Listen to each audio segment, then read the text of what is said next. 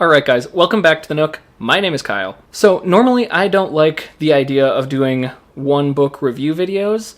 It feels way too easy of something to slip into and become generic, but every so often a book comes along that is really special, and that would be today. The Yellow Wallpaper by Charlotte Perkins Gilman. So I read this book back in early March. It's 35 pages total. You can easily find it at your library, easily find it online through Project Gutenberg, so it's not even something that you need to buy, but it is something that you should read. The synopsis of the book is really straightforward, and I'm going to give you guys a spoilery version and a non-spoilery version. If you want to not have spoilers, you should definitely skip ahead about 30 seconds or so. A woman who may or may not have a mental illness is treated by her doctor husband with the cleansing power of absolute boredom. So, non-spoilery version, a woman who may or may not have a mental illness is treated by her doctor husband with the cleansing power of absolute boredom. Alright, so that's the non-spoiler. What is the spoiler then? How do you do much more than that? Here we go. A woman who may or may not have a mental illness is treated by her doctor husband with the cleansing power of absolute boredom, which may or may not drive her crazy. Now you may have noticed the mays or may nots. That's because this book really plays with ambiguity. It is basically told through journal entries of hers while she's stuck in this room in the house in which they live. Or rather, are renting. They're supposed to be on vacation while this is happening. The entire time through the book, it is really hard to tell if she is supposed to be an unreliable narrator or not. Everything she says comes along with this vague sense of unease, of how true is it that what she's saying is real. Not necessarily that she's lying, because it clearly comes off that what she's saying is her truth. But how accurate to reality within the story is it? That's the part that gets you. Okay, so what do I mean by that? Well, the condition of the room is a really big part of the story. She's constantly talking about how it used to be a school and how you can see that through various things, and she wonders if maybe it used to be, I want to say, a gym at one point, because there's all sorts of hooks and things in the walls, and the floor is really beat up. And along the way, you're just kind of wondering, like, is that real? Is that really a gym? Could the room have been something else? But then beyond that, as the story goes, it continues to grow. She keeps talking about people she sees walking along outside, but how she's not allowed to go join them. Her husband is really strict about she has to stay in her room. She can't do anything, not even write.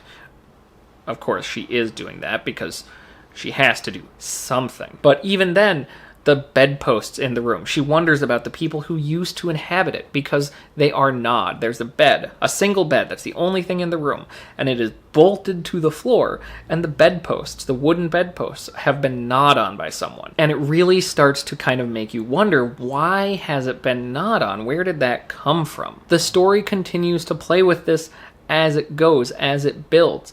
Things just keep piling together, this sense of ambiguity, this sense that maybe everything is not quite right. It's very much up to different people's interpretation, and that is the beauty and also the horror of the book. You see, the book really plays with the treatment of women's mental health in the early 20th century in America.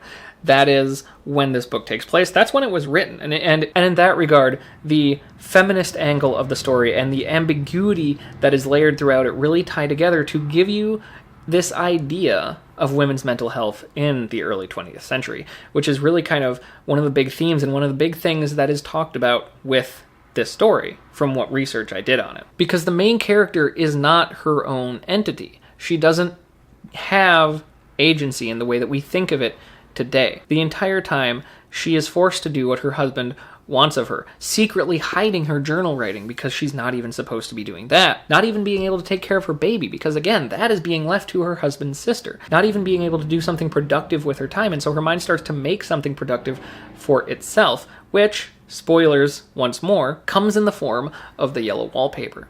Because as she goes through the story, she starts to examine the yellow wallpaper more and more. At the beginning, it is just this horrible, ugly, yellow color, and increasingly, as we go through the 35 pages, she increasingly finds the yellow wallpaper suspect, until eventually, by the halfway point, she is starting to see a person in the yellow wallpaper, a woman hiding behind it, and by the end, she is trying to tear the yellow wallpaper apart to let the woman in the yellow wallpaper out. The story then ends with her husband bursting into their bedroom and being so taken aback by what he sees that he faints.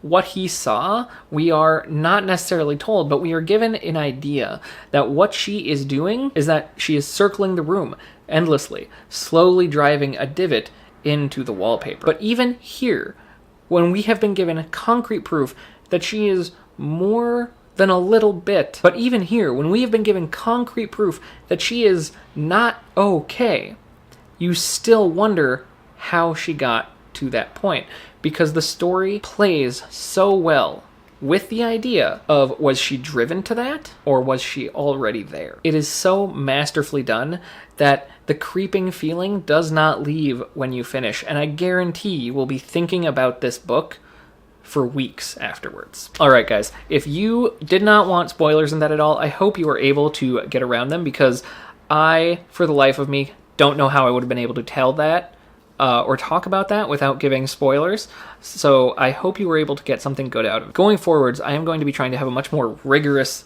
upload schedule. Am I going to hold to that?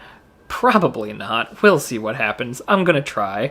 But I have ideas coming, and I want to keep going. Alright guys, as always, let me know what you are reading in the comments. I really want to know. If you liked this, like, subscribe, share, press all of the buttons, do all of the things, and I'll see you guys next time.